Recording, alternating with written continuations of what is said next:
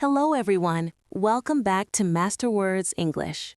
Hi everyone, it's Daniel here, and today's topic is something we all experience every single day. That's right. Today, we're going to talk about feelings and emotions. Yes, knowing how to express your feelings in English is super useful, whether you're happy, sad, tired, or excited. Exactly. Let's learn how to talk about our emotions in a natural and friendly way. So, Daniel, let's start with positive emotions. How are you feeling today? I'm feeling great. I slept well, had my favorite breakfast, and I'm ready for the day. That's awesome. I'm feeling happy too. When I feel happy, I like to listen to music and smile a lot. You always smile, Sarah. True. What about other positive feelings? Let's see. Excited, relaxed, proud, grateful, Good examples. For instance, I'm excited about my new project. or I'm grateful for my friends. Great. You can also say, I'm proud of myself after achieving something. Now, let's talk about not so happy emotions. Yeah, we all have those days. Sometimes I feel tired after a long day of work. Same here. And sometimes I feel stressed when I have too many deadlines. I know that feeling. You can also say, I'm sad, or I feel lonely if you miss someone. And if something upsets you, you can say, I'm angry, or I'm frustrated. But remember, it's okay to feel sad or angry sometimes. What matters is how you handle it. Exactly. Talking about your feelings can really help you feel better. So, Daniel, how can we talk about feelings naturally in a conversation?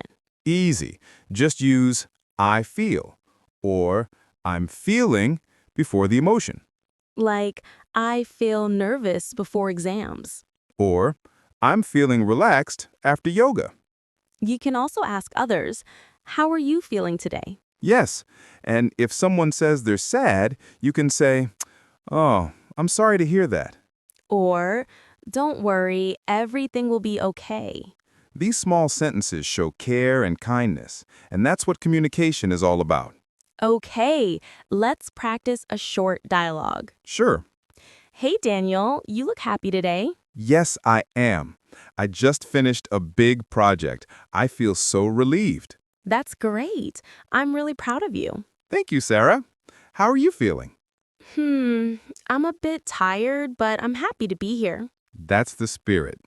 When talking about feelings, remember, use I feel or I'm feeling before the emotion.